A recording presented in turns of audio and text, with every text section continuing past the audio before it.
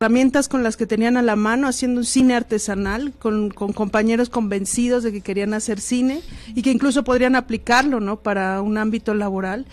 En esas condiciones, que podríamos decir, por un lado, bueno, viene de ese desabasto social, esa precarización, esos procesos económicos complicados del Ecuador, pero frente a eso una respuesta muy autónoma, muy autogestiva, pero también con relación a los derechos culturales, artísticos con los que tenemos que ejercer, ¿no?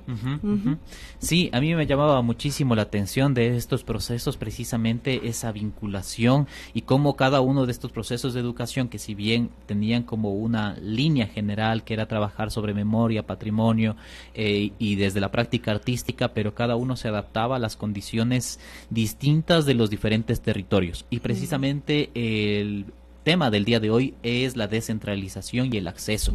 Pensar cómo llegamos, ¿no es cierto?, desde con la educación artística, formal, no formal, a los diferentes espacios. Y veíamos como precisamente esas desigualdades que pueden existir. En todos los ámbitos, la educación artística creo que todavía no tiene la importancia que requiere, no existe una política pública definida al respecto, pero mucho más complejo puede ser en ámbitos de las periferias, ¿no es cierto?, de las centralidades urbanas. Pero también en la centralidad urbana sigue pasando lo mismo. Y queríamos ahí consultarte un poco, Nati, y que nos puedas contar desde la experiencia de los procesos de educación, museología, mediación, en el Carmen Alto, en este museo que está en el centro de la ciudad de Quito, pero donde también encontramos otras periferias y otras dificultades de acceso a la educación artística. Sí, así es. Creo que cuando regresamos a ver muchos espacios culturales y educativos, tanto en lo formal como no formal, nos damos cuenta de esa centralización, ¿no es cierto?, de esa centralización de la actividad educativa. Entonces, creo que primero para el museo ha sido importante poder ubicarnos en el territorio y poder decir cuáles son las poblaciones a las que estamos atendiendo, quién está llegando. Entonces, al darnos cuenta de esa centralidad que hay, justamente en este 2024 lo que estamos haciendo es levantar ese modelo educativo que finalmente permita incluir, que nos dé esa posibilidad de expandir nuestra zona de injerencia. En ese sentido, mencionarles que la propuesta educativa para este año parte como de ese reconocimiento y a través de los proyectos educativos que nosotros estamos planteando buscamos llegar a diversas poblaciones, o sea que justamente el museo salga del museo y que podamos llegar, por ejemplo, con uno de los proyectos a poblaciones hospitalarias. El otro de los proyectos que tenemos para este año está relacionado con visitas a personas privadas de libertad. También el otro está vinculado a espacios educativos, a otras escuelas y colegios, pero más allá de nuestra zona del centro, en donde vemos que se acumula muchísimo la oferta cultural, ¿no es cierto? Entonces, en ese sentido va nuestra propuesta, justamente partiendo de este lugar, ¿no? En dónde estamos ubicados y a quiénes estamos llegando. Este ejercicio educativo reflexivo y estos espacios y estos encuentros son los que nos permiten identificar también esas cosas que pasan, que siguen sucediendo, pero que también veo yo que hay tanto el interés como educadoras de museos, así como de la institución, de seguir manteniendo estos vínculos comunitarios. Entonces, ahora, además de comentarles del Museo del Carmen Alto, me parece importante también mencionar algo del trabajo de las otras colegas. Entonces el museo, parte de la Fundación Museos de la Ciudad, de los 5 museos, tiene esta área específica de mediación comunitaria. Entonces allí las compañeras realizan permanentemente estas actividades en donde los espacios sobrepasan sus muros para llegar no solamente con ofertas educativas y comunitarias, sino más bien construirlas. Llegar con esa apertura para levantar esas necesidades y crear trabajos, proyectos, actividades nuevas en función de lo que se identifique socioeducativamente. Y específicamente ahí nuevamente vuelvo al Carmen, por ejemplo, en el proyecto de mediación comunitaria del Carmen Alto, se trabaja sobre todo con un grupo de mujeres de la tercera edad. El grupo se llama Mujeres del Rito de la Cocina.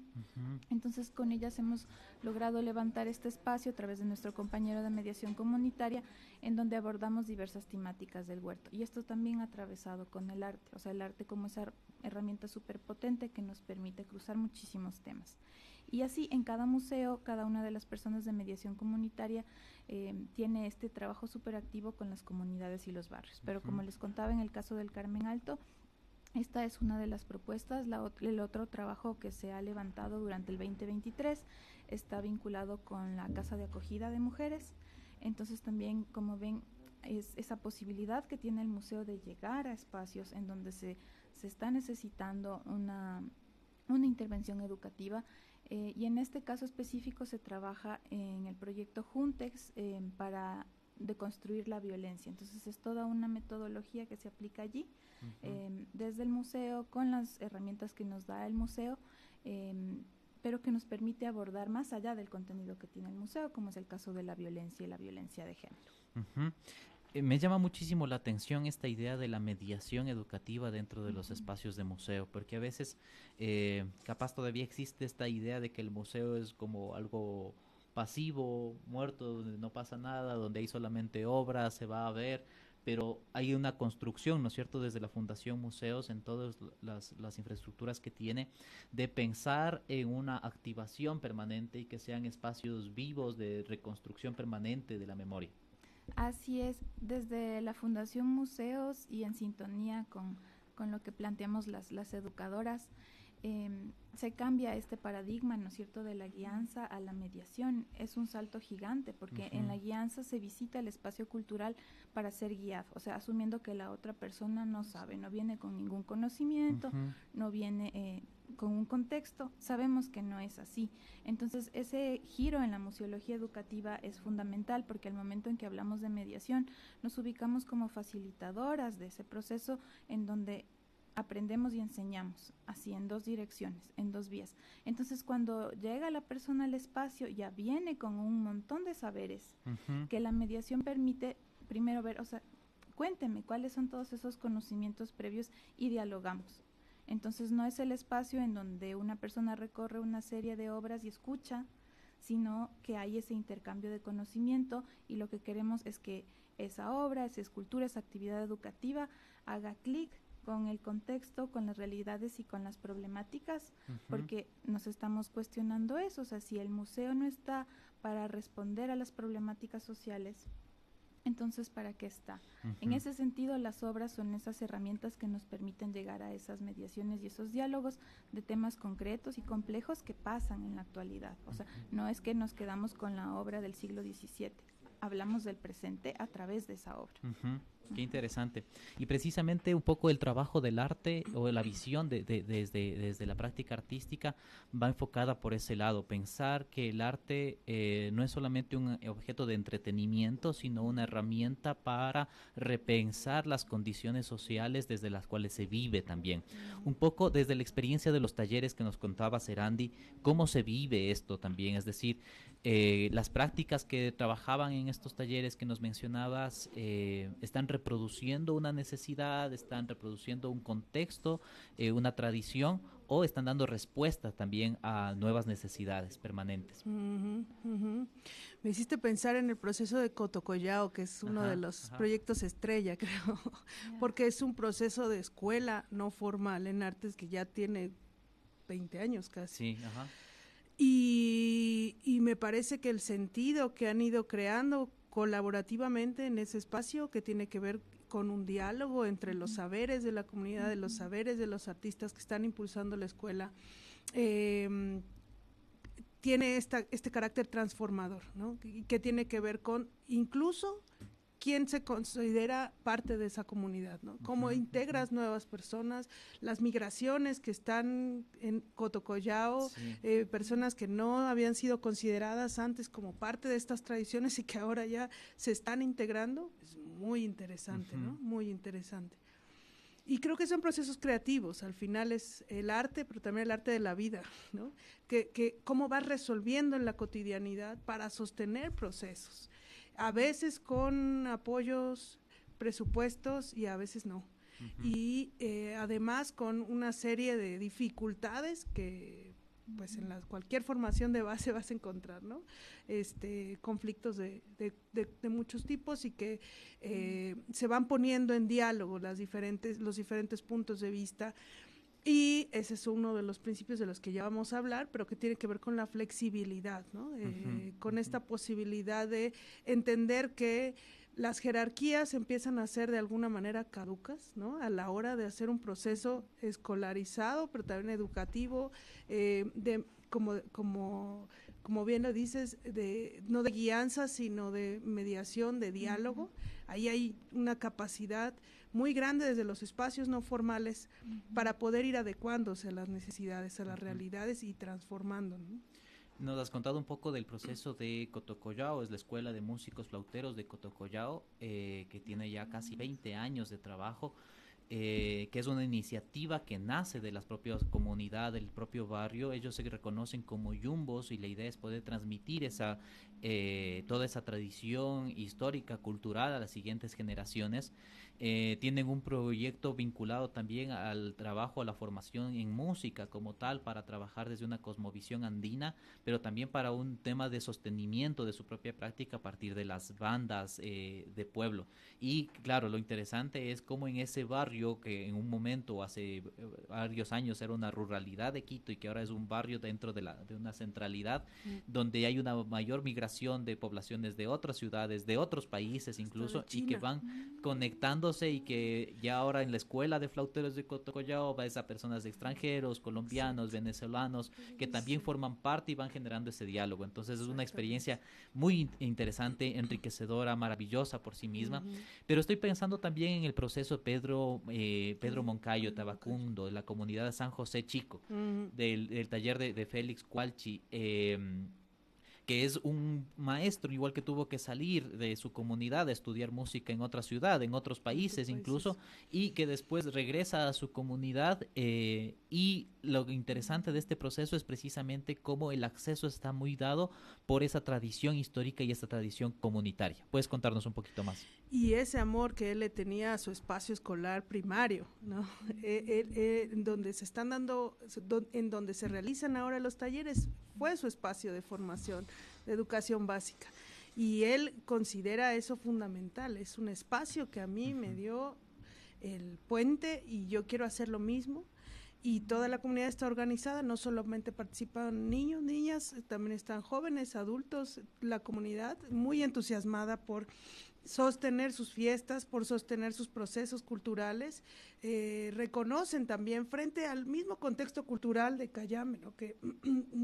y de Tabacundo, que pues son lugares y territorios con mucha riqueza y que pues también implica como una especie de territorialización de ese San José Chico, reconociéndose frente a ese escenario cultural, reconociendo las dificultades, pero los procesos que se pueden llevar a cabo de formación musical, y están aportando algo impresionante, ¿no? El nivel grupal, el nivel estético ya, de propuesta estética a nivel grupal es muy favorable, porque ya están recuperando música que no se escuchaba hace muchísimo tiempo, que se estaba perdiendo con los abuelos, que están los niños, las niñas reconociendo cuáles son los propios cantos y músicas de su territorio.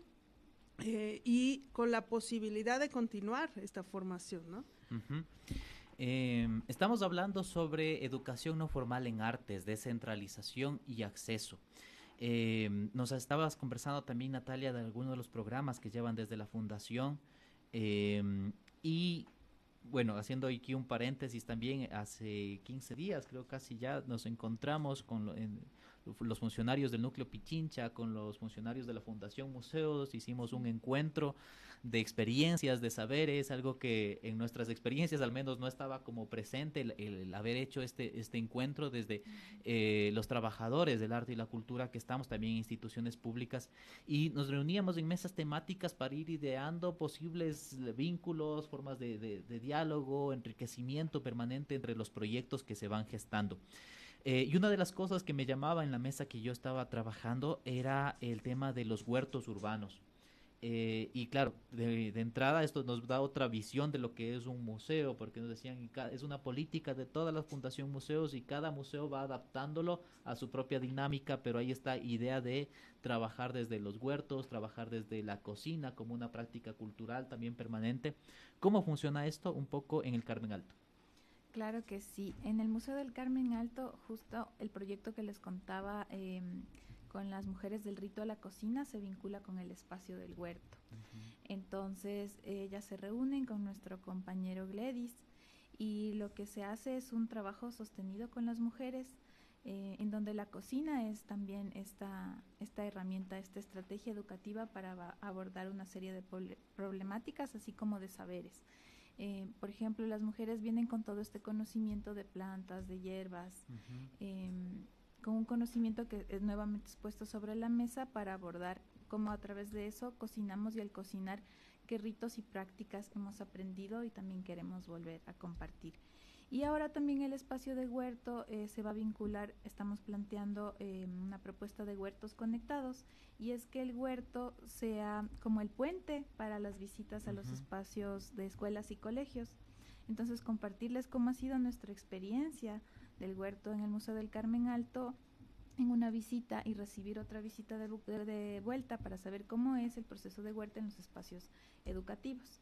Y a través de eso no solamente hablar así como, vamos aquí, huerta, hablamos de huerto, no, las potencias y posibilidades que eso nos da, lo pensamos vincular con el tema justamente de la agricultura urbana, porque si se puede tener este espacio dentro del museo, dentro de la escuela, dentro del colegio, pues sabemos que este tema de poder cultivar y cosechar nuestros propios alimentos es parte fundamental para la autonomía, para la autogestión, para la organización.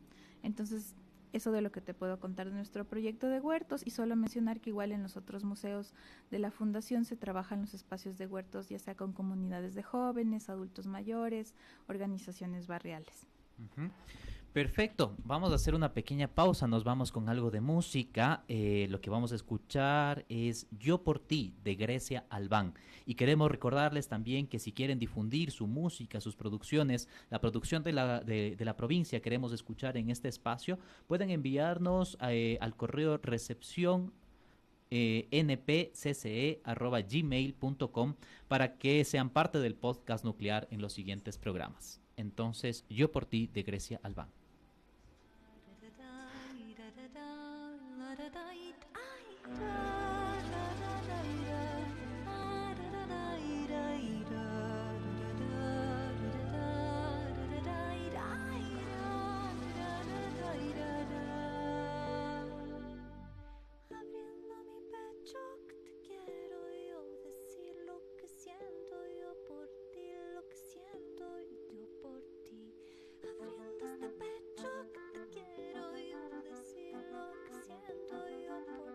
Lo que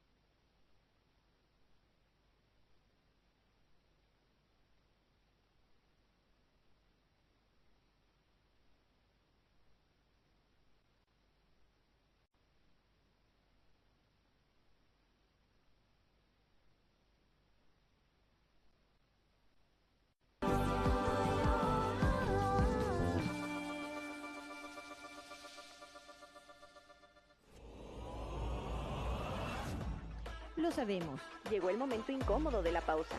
No te vayas, nos escuchamos pronto.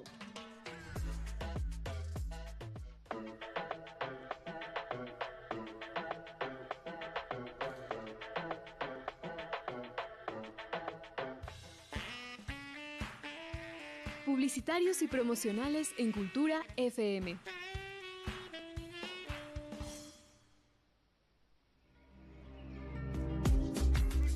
Desde los movimientos sociales en medio de la lucha. Los gritos de valientes mujeres, las voces de niños y colectivos, que se alzan como un himno de igualdad y justicia. Y los pueblos, enraizados en sus tradiciones, cantan con voz ancestral a su historia viva. La pobreza moderna no es de carencia de bienes. Los movimientos urbanos, vibrantes y rebeldes, llenando las calles de música y alzando la voz de sus luchas a través de su arte. En esta sinfonía de diversidad y cosmovisión, la comunicación se alza como un puente de libertad, donde las voces diversas encuentran su espacio, tejiendo un tapiz de entendimiento y diversidad. Así somos, la voz de las luchas, donde la música y la palabra se entrelazan, donde la diversidad florece en cada nota y la cosmovisión se expande en cada verso, donde cada voz tiene un lugar y cada historia importa. Cultura FM 100.9, la voz de las diversidades.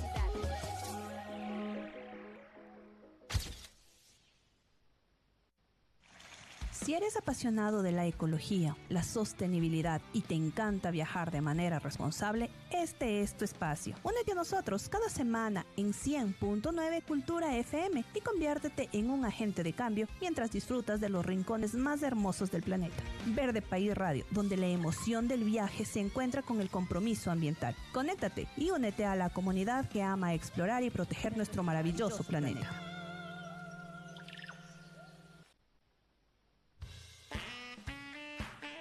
En Cultura FM terminan los promocionales y publicitarios. Nuclear regresa a tus oídos.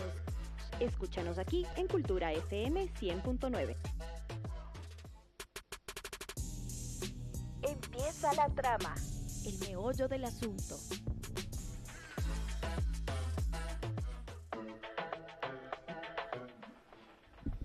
Regresamos al podcast nuclear. En el programa número 11 estamos hablando de educación no formal en artes, descentralización y acceso.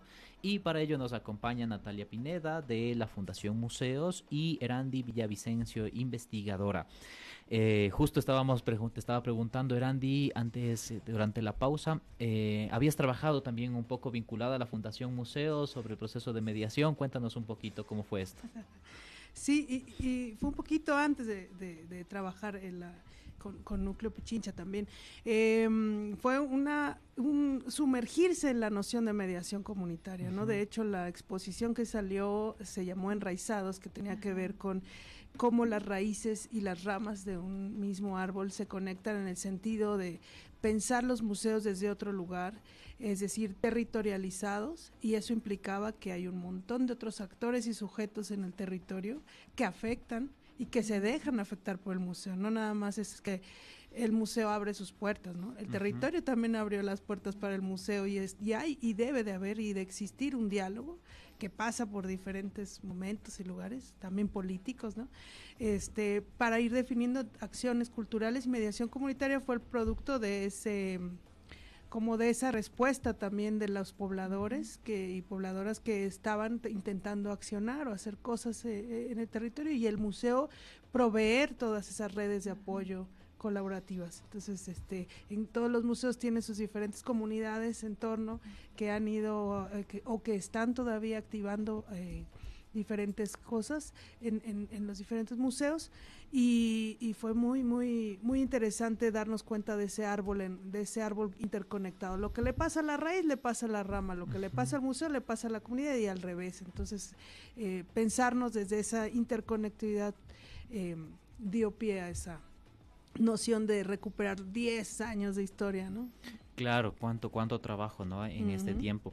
En el primer segmento conversamos un poquito sobre las experiencias, el trabajo que ustedes han venido desarrollando, investigando, pero con todo esto quisiera, ahora que estamos en la trama, en el meollo del asunto, preguntarles la pregunta capaz de cajón de este encuentro. ¿Quiénes tienen acceso a la educación en artes? Porque a pesar de los esfuerzos que hacemos, sigue siendo capaz como un ejercicio puntual. ¿O qué dificultades encontramos para el acceso de las poblaciones a una práctica artística, a una práctica de mediación cultural desde el arte?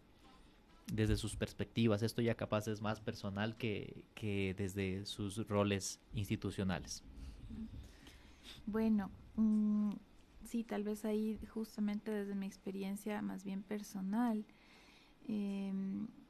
creo que la pregunta fundamental en las actividades, en los encuentros educativos, siempre ha sido preguntar quién no está.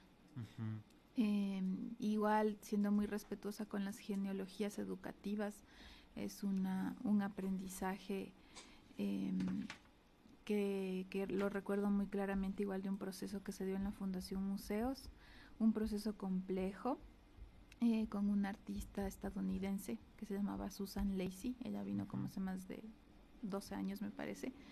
Y en esos encuentros educativos salía esa pregunta de quién no estaba presente, y las respuestas también pueden ser muy abrumadoras. O sea, las poblaciones empobrecidas suelen faltarnos, están ahí, su ausencia, su silencio. Las poblaciones racializadas, las poblaciones perfiladas, esas poblaciones no están, nos están faltando en los espacios educativos, en los espacios culturales, y creo que como educadoras y artistas tenemos mucho que decir. Entonces, mi propuesta personal, y que se empata con la educación popular, es que tenemos que decir, porque estamos atravesando un contexto de violencia estructural, pero también un resurgimiento del perfilamiento racial, solo por poner uno de los muchos casos que nos suceden ahora. Y qué agenciamos, qué movemos y cómo atendemos a esa problemática, porque la acción educativa está en darles respuestas, y darles respuesta junto a esas comunidades juntas para ver qué transformaciones podemos hacer, y que esta violencia estructural que nos está sucediendo, yo pienso, tiene también que ser atendida desde nuestros espacios artísticos y educativos. Has topado un tema que es muy importante, y es el tema de la educación popular. ¿Cómo vemos también, y en el trabajo, en la sistematización que tú hacías, Erandi, la educación popular era como transversal, o la vinculabas, encontrabas como muchos elementos desde la práctica de las artes que están atravesados por la educación popular? Pero la educación popular tiene unos objetivos muy claros, unos objetivos que son políticos y que son de construcción de comunidad. ¿Cómo analizamos esto desde las experiencias? Sí, en principio, ¿no?, pensando en este ejemplo de Cotocollao, en principio el arte es para todos. Todos, todas, todes podemos hacer arte, ¿no? A veces es más fácil cuando vienes de una familia que ha hecho arte varias generaciones, y tú ya lo tienes casi como algo que tienes que hacer.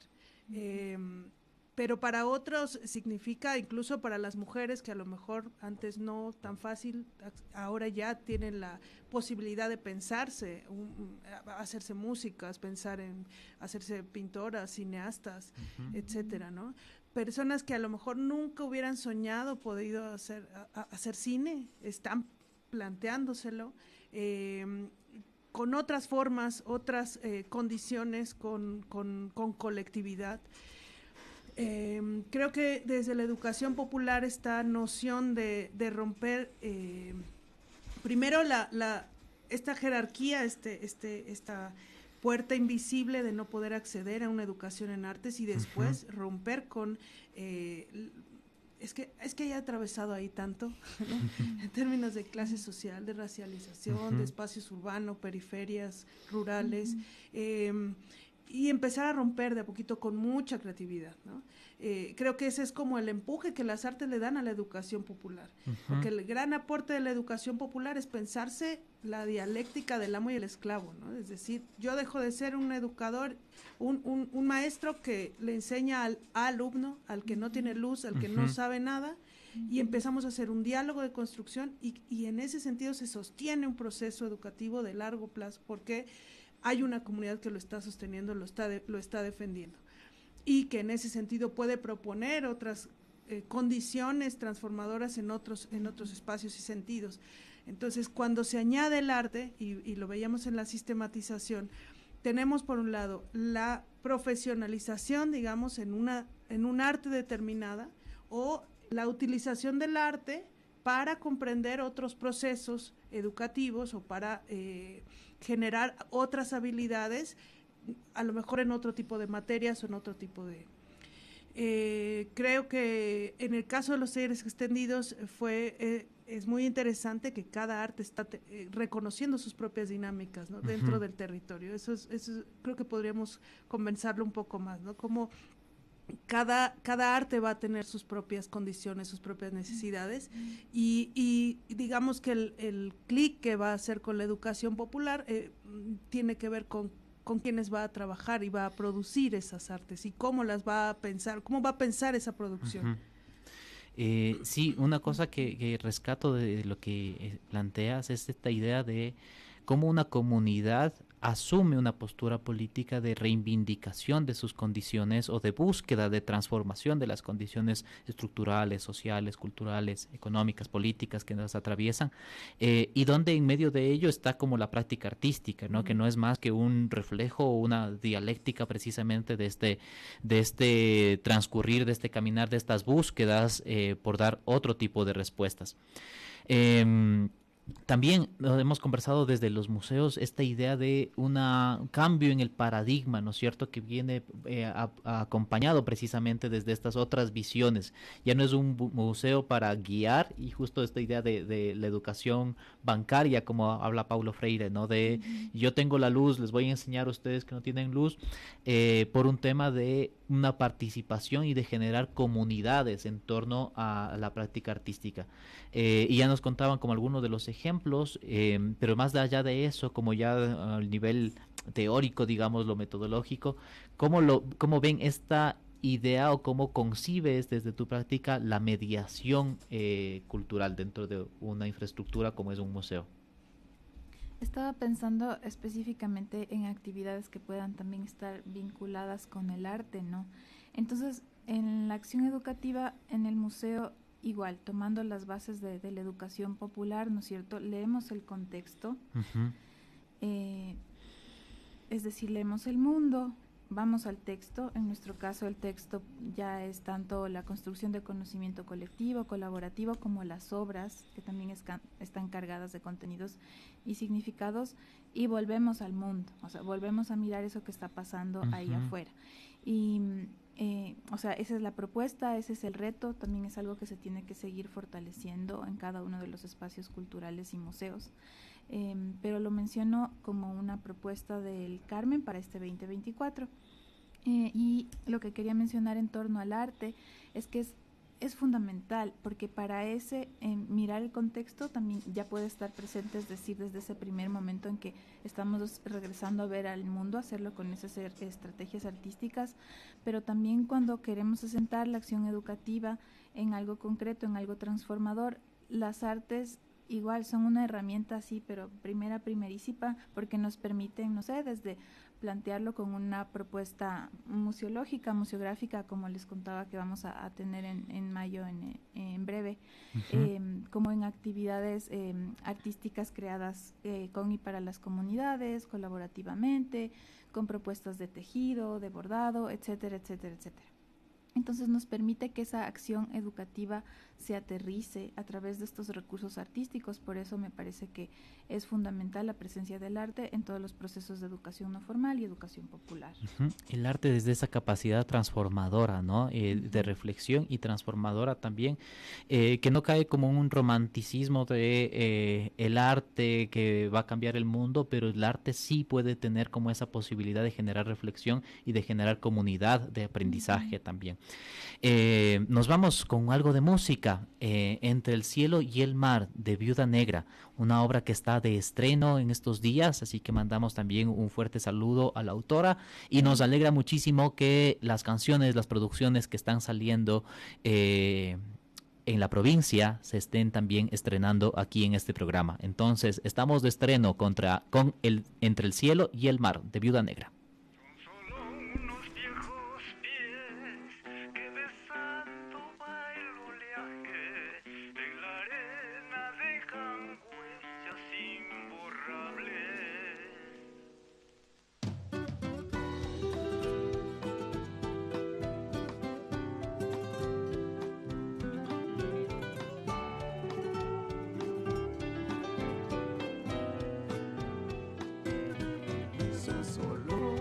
Viejos pies que besando va el oleaje, en la arena dejan huellas imborrables.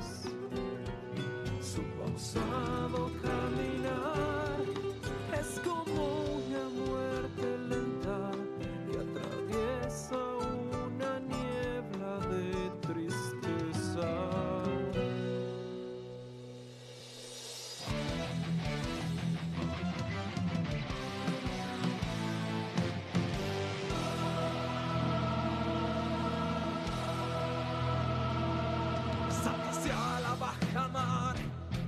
En un frío zambullido, entre anémonas y rocas, sangre herido, decidido a morir, el océano lo abraza, lo revuelca nuevamente hacia la playa.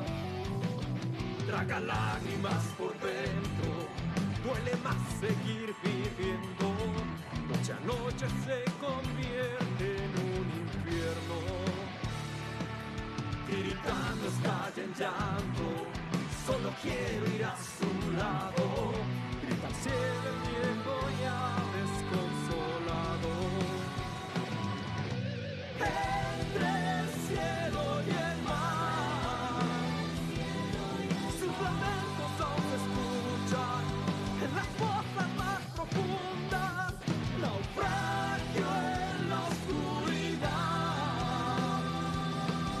seducido al canto de su guerra.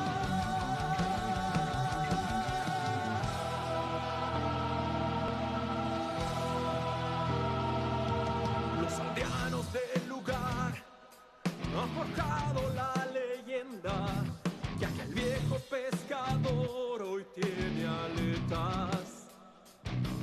Fue tragado por el mar, nada junto a las ballenas, cruza océanos de tiempo en busca de ella. Se rumora que su llanto, cuando está desconsolado, con tormentas y mareas hunde barcos, lágrimas de agua salada, derramadas por su amada. Aquellas huellas en la playa. Entre el cielo y el mar, sus lamentos aún se escuchan en las fosas más profundas. Naufragio en la oscuridad, seducido al canto de estrellas.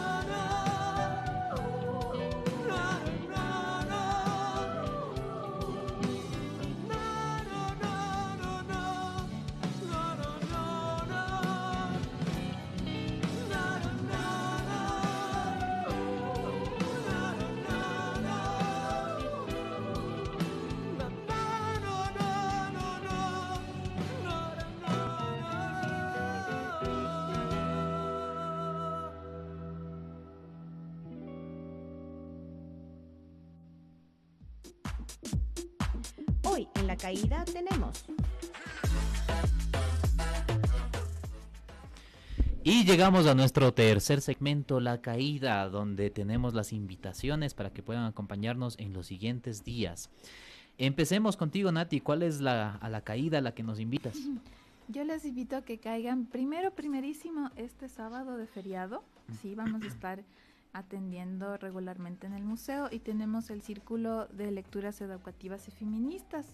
Entonces les invitamos a todas las educadoras, educadores, artistas que nos están escuchando, gestores culturales y público en general a que vengan a este círculo de lectura. ¿A qué hora es esto? Esto es a las 2 de la tarde en el Museo del Carmen Alto.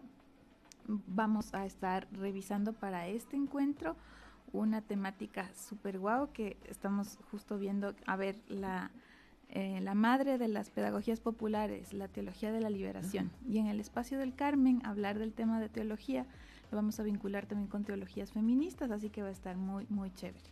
Eso está... Luego, pues quisiera invitarles a las personas que nos escuchan, que quisieran unirse a esta increíble actividad de Noche de Museos, que va a ser el 18 de mayo. El Museo del Carmen Alto también va a tener una actividad especial y vamos a estar enfocados en el tema de los saberes y conocimientos del huerto, justo lo que estábamos conversando el día de hoy, así que súmense. Y para no robarme el micrófono, solo una ultimísima invitación. Tenemos una inauguración de exposición, estamos abordando el tema de la colonialidad. Esta inauguración va a ser el 29 de mayo, igual estén atentos a nuestras redes sociales. La exposición se llama Petrona, Úrsula e Isabel. Historias de silencio y resistencias en la historia colonial. Porque Petrona, Úrsula e Isabel son algunas de las mujeres que fueron esclavizadas en los espacios conventuales. Así que esta exposición va a estar muy potente, es una forma también de volver a mirar el espacio patrimonial, los espacios como el mismo Museo del Carmen Alto, con una lectura más sensible y crítica. Así que les invitamos, no tiene todavía hora, pero síganos en las redes sociales, en el Museo del Carmen Alto. ¿Cómo están en redes sociales? Como Museo del Carmen Alto, pero no estoy segurísima, déjame confirmarlo y te lo digo. Perfecto. Erandi, nos contabas que tenías una actividad, pero que ya pasó este sábado. Sí, más bien muy agradecida a todas las personas que nos acompañaron en este cuarto festival de Educarte sin Represión, allá por el Puente 7, es un lugar que la CONAIE nos facilita. Gracias también a muchas personas, organizaciones colectivas que participaron de este evento, a los grupos que fueron, ¿no? A Eliar y los Cuatro Suyos, a Mortal Decisión, el Remember Show, estuvieron por ahí Rafaela, los Druida, muchas agrupaciones que muy solidariamente nos acompañaron para sostener un espacio de educación no formal y también de arte, y bueno, pensarnos desde esos lugares solidarios que ayudan a que estos espacios se sostengan. Pues eso, muy agradecidas. Vamos a seguir teniendo algunos tallercitos como de narrativas en movimiento para trabajar cuerpo, voz, etcétera, además de los procesos de teatro con niños y niñas. Nuestras redes son @achicmuyu, achic con K, muyu, con Muyu, comunidad Achicmuyu, y por ahí vamos a poder compartirnos varios espacios y momentos. Qué lindo, Erandi. ¿Lo tienes, Nati? Sí, ahora sí les confirmo. Nos pueden encontrar en el Instagram con @Museo del Carmen Alto, con el mismo nombre en Facebook. Así que por ahí estaremos publicando también las invitaciones, los horarios de apertura de estos eventos especiales, como la exposición del 29 de mayo en torno a colonialidad. Muy interesante, y el día de hoy hemos conversado también sobre el acceso a la educación no formal en artes, y para ampliar este tema de discusión que seguramente tiene como muchas otras perspectivas, este año el Núcleo Pichincha, en colaboración con la Maestría en Pedagogía de las Artes de la Universidad Técnica Particular de Loja, está organizando el tercer encuentro de educación no formal. Esto va a ser del 8 al 11 de mayo. Se llama Trazos este encuentro y va a tener alrededor de 24 actividades entre mesas de conversatorios, clases magistrales con docentes nacionales e internacionales y también espacios de talleres sobre didácticas, pedagogías, herramientas ya lúdicas directamente para el trabajo con diferentes públicos, pero desde la práctica artística. El día de hoy solamente así rapidito les quiero contar que mañana será la rueda de prensa de lanzamiento de toda la programación.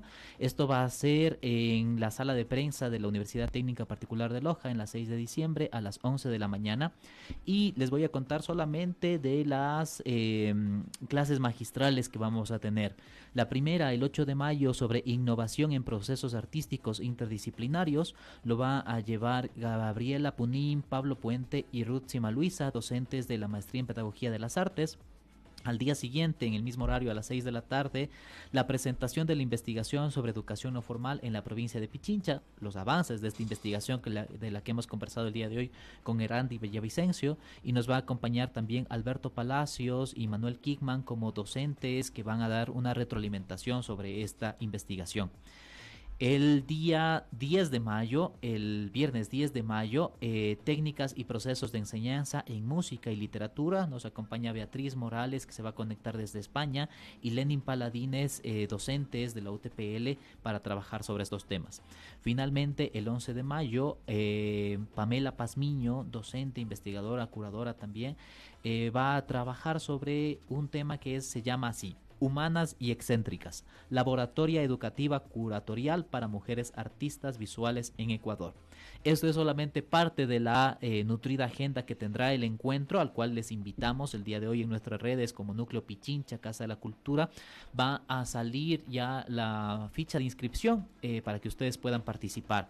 Tenemos como 24 actividades. La idea es que la persona que desee recibir su certificado pueda acudir al menos a 6 de estos talleres, conversatorios, charlas, pero ojalá puedan estar en todo el encuentro. Del 8 al 11 de mayo nos encontramos en el Pabellón de las Artes y en el Teatro Prometeo con Trazos.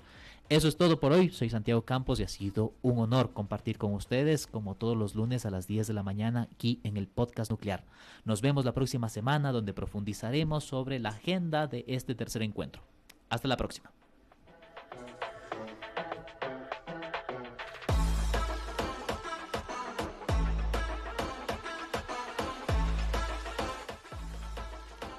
Esto fue todo en el Podcast Nuclear. Te esperamos la próxima semana. Nos vemos en poco.